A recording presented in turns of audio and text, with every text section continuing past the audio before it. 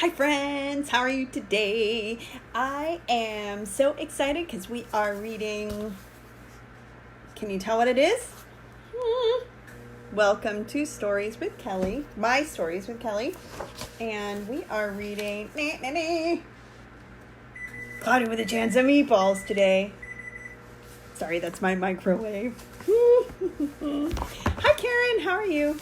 If you are tuning in to watch live, give me a little hello, a little wave, and I will say hi to you.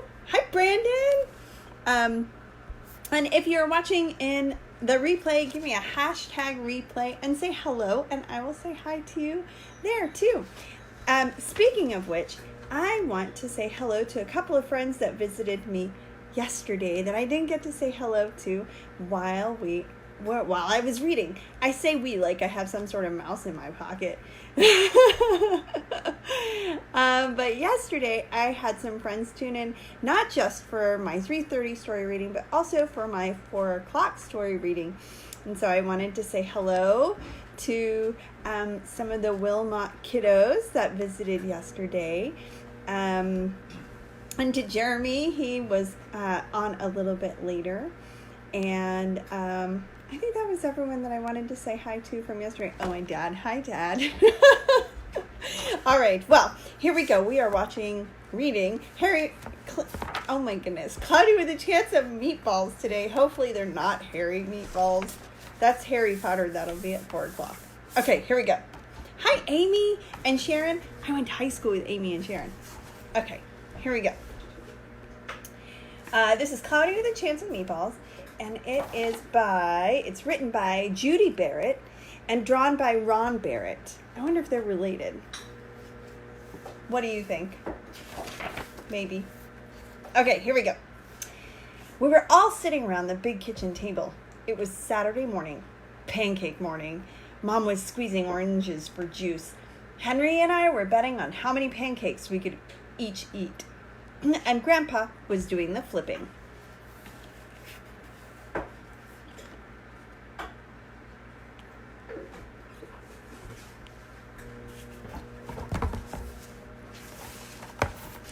Seconds later, something flew through the air, headed toward the kitchen ceiling, and landed right on Henry.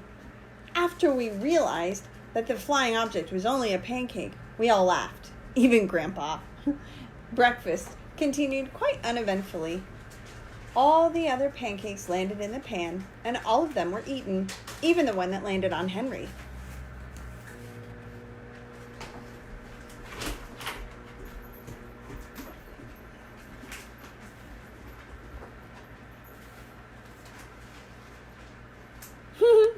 It's on Henry's face.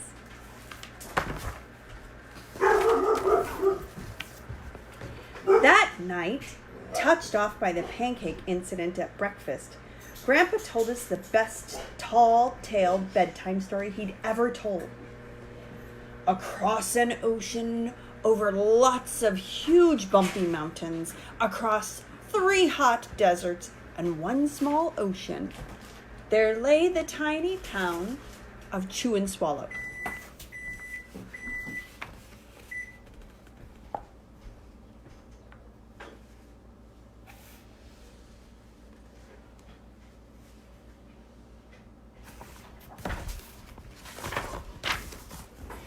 In most ways, it was very much like any other tiny town. It had a main street lined with stores, houses with trees and gardens around them, a schoolhouse about 300 people, and some assorted cats and dogs.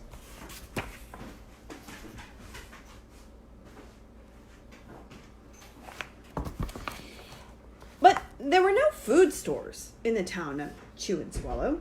They didn't need any. The sky supplied all the food they could possibly want. The only thing that was really different about Chew and Swallow was its weather. It came 3 times a day, at breakfast, lunch, and dinner. Everything that everyone ate came from the sky.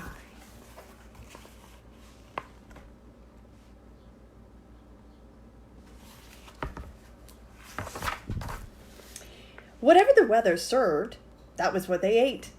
But it never rained rain, it never snowed snow, and it never just blew wind. It rained things like soup and juice. It snowed mashed potatoes and green peas. And sometimes the wind blew in storms of hamburgers.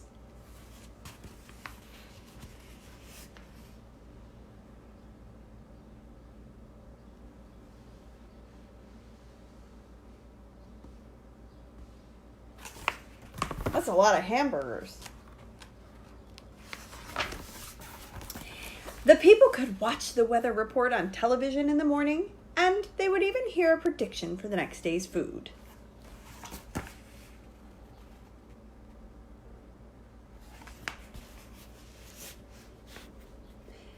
When the townspeople went outside, they carried their plates, cups, glasses, forks, spoons, knives, and napkins with them. That way, they would always be prepared for any kind of weather. If there were leftovers, and there usually were, the people took them home. The people took them home and put them in their refrigerators in case they got hungry between meals.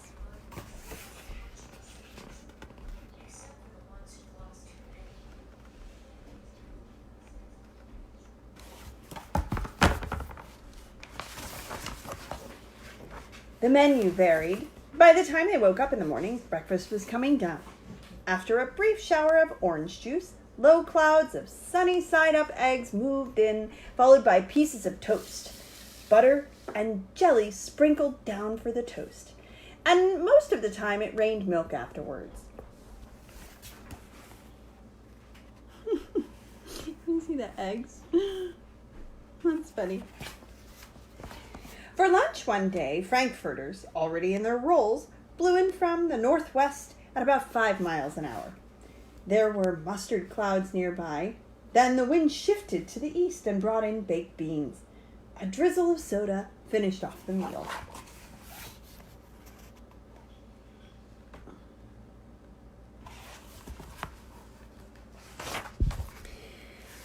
Dinner one night consisted of lamb chops, becoming heavy at times with occasional ketchup. Periods of peas and baked potatoes were followed by gradual clearing, with a wonderful jello setting in the west.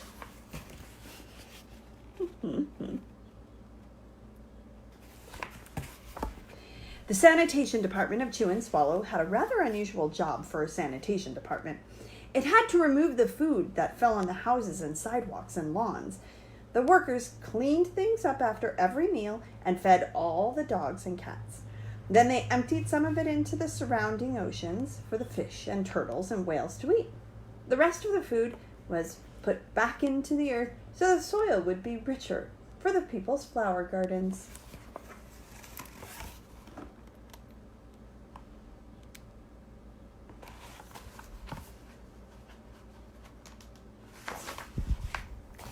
Life for the townspeople was delicious until the weather took a turn for the worse. Chew and Swallow Digest. Spaghetti ties up town.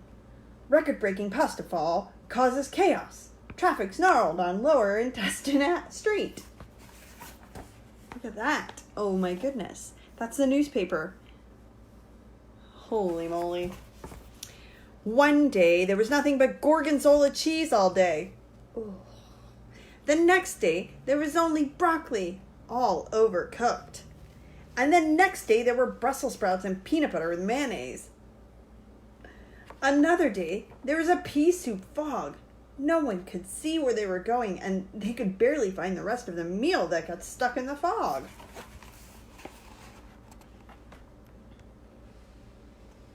There's the gorgonzola cheese, and then the wilty broccoli, overcooked broccoli, and then that's the mayonnaise and peanut butter and jelly and Brussels sprouts. And then the split pea fog. Yikes. The food was getting larger and larger, and so were the portions. The people were getting frightened. Violent storms blew up frequently. Awful things were happening. One Tuesday, there was a hurricane of bread and rolls all day long and into the night. There were soft rolls and hard rolls, some with seeds and some without. There was white bread and rye and whole wheat toast. Most of it was larger than they had ever seen bread and rolls before. It was a terrible day. Everyone had to stay indoors. Roofs were damaged, and the sanitation department was beside itself.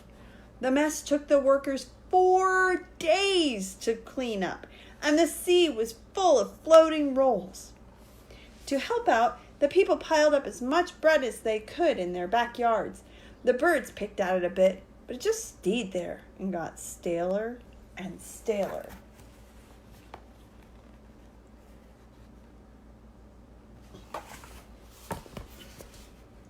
There was a storm of pancakes one morning and a downpour of maple syrup that nearly flooded the town.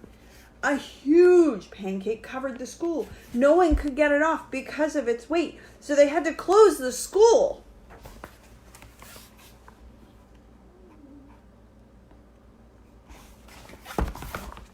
Uh-oh.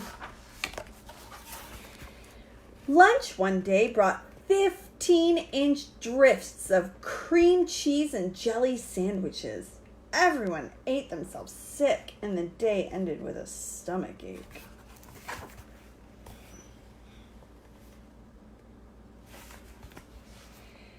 There was an awful salt and pepper wind accompanied by an even worse tomato tornado.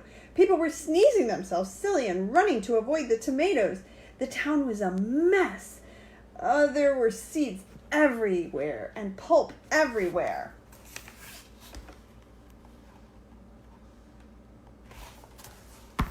Oh no! The sanitation department gave up. The job was too big. Everyone feared for their lives. They couldn't go outside most of the time. Many houses had been badly damaged by giant meatballs. Stores were boarded up, and there was no more school for the children. So a decision was made to abandon the town of Chew and Swallow. It was a matter of survival.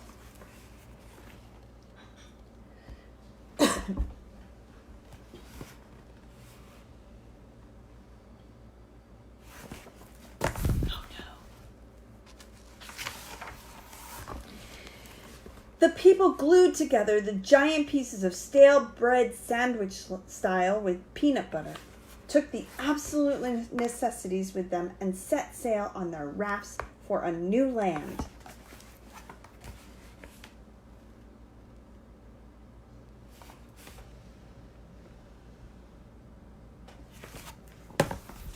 There was a pizza and Swiss cheese sail on that one. After being afloat for a week, they finally reached a small coastal town, which welcomed them. The bread had held up surprisingly well enough for them to build temporary houses for themselves out of it. The children began school again, and the adults all tried to find places for themselves in the new land. The biggest change they had made was getting used to buying food at a supermarket. They found it odd that food was kept on shelves, packaged in boxes, cans, and bottles. Meat that had to be cooked was kept in large refrigerators. Nothing came down from the sky except rain and snow. The clouds above their heads were not made of fried eggs. No one ever got hit by a hamburger again. And nobody dared to go back to Chew and Swallow to find out what had happened to it. They were too afraid. Henry and I were awake until the end of Grandpa's story. I remember his goodnight kiss.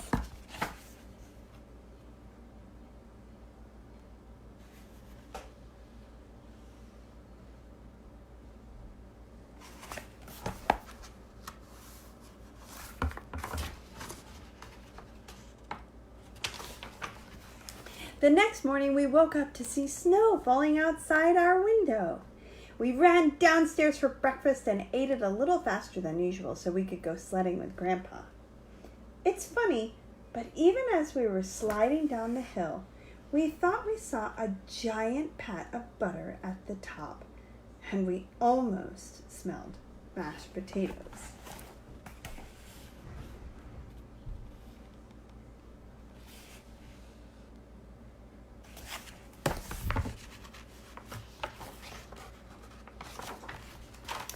The end. What did you guys think of that book? Cloudy with a Chance of Meatballs. It's a fun book. What do you think would happen if food fell from the sky? Would you eat it if food fell from the sky? If giant burgers and pancakes and mashed potatoes and gravy? Would it rain gravy? I don't know if I would eat all of that.